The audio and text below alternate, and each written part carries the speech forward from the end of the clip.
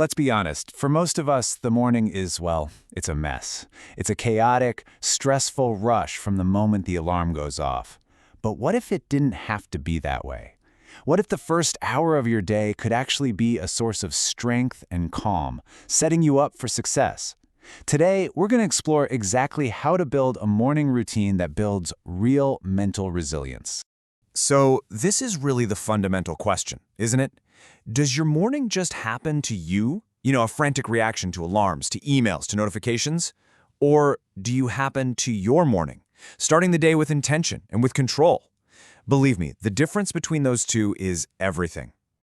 We've all been there, right? That reactive morning. It's like you're in defense mode from the second your eyes open, immediately putting out fires. The resilient morning, on the other hand, is proactive. It's all about intentionally creating the space to start your day from a place of focus and calm, not chaos. And here's the most powerful part of this whole conversation. Resilience isn't something you either have or you don't. It's not a genetic lottery, it is a muscle. It's a skill that you can practice and strengthen every single day. And the morning, that quiet little window before the world starts screaming for your attention, that's the perfect gym. So, okay, how do we actually do it? Let's get practical. This is your toolkit, the specific, tangible rituals you can use to start building that resilient morning, literally starting tomorrow. And you want to know the best part? This is not about some massive, life-altering overhaul.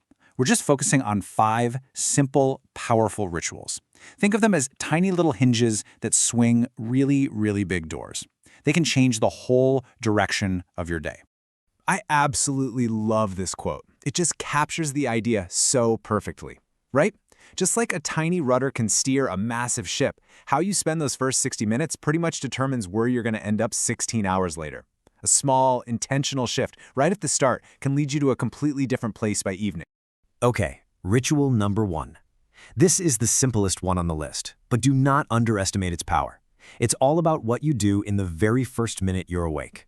So think about it. After 7 or 8 hours of sleep, your body and your brain are dehydrated. Now, I know you're craving that coffee, but coffee can actually dehydrate you even more.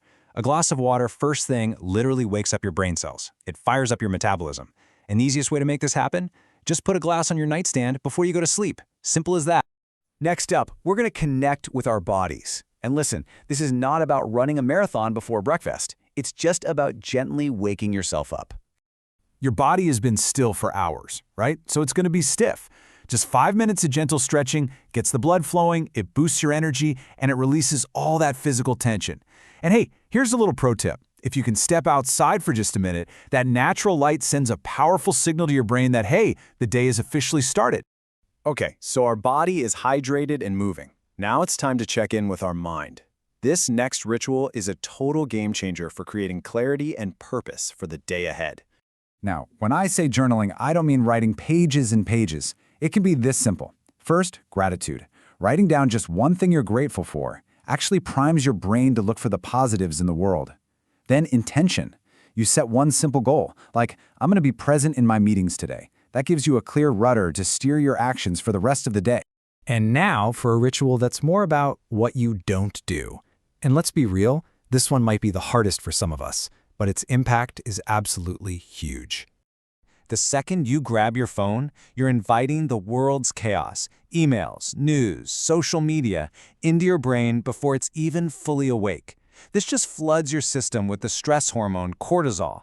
So by creating just a 20-minute phone-free buffer, you give yourself the space to wake up calmly and on your own terms.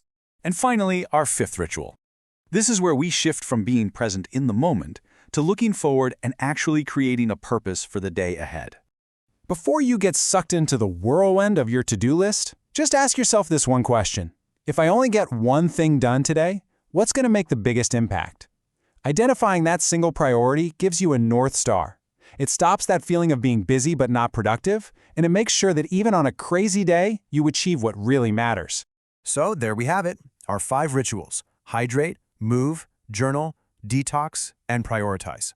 Now let's put it all together and see what this actually looks like in the real world. Because that's the whole goal here, isn't it? It's not about perfectly copying some system. It's about taking these tools and building a routine that actually works for you, for your life, and for your schedule. And look, when you break it down like this, it's not some intimidating hour-long commitment. We are talking about 15 to 20 minutes total.